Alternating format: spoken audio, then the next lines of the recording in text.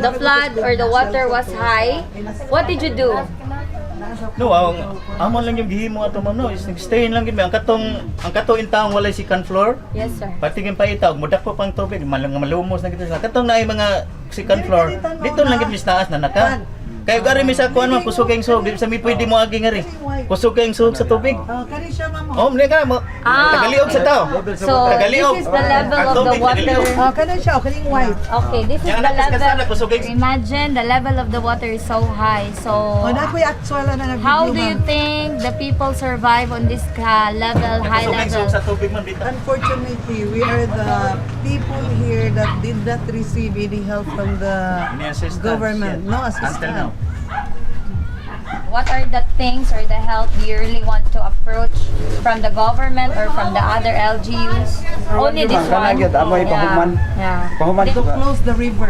Okay, so we're standing right over here is the unfinished riprap.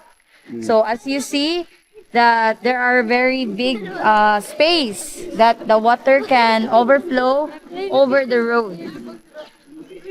You think if like ma-finish na gid siya sir, dili na gid siya masudlan ng tubig? Possible, di na gid na siya masudlan kay taas man. Ang diri nga part dili na pero ang dito sa part sa kumoy pikas. lagi upos man sa tubig. Asa dapita ang Dito nabuak dito nga sa dapit sa kuan. Di ang nabuo ka ang kuan man dito nga part katong private school ba.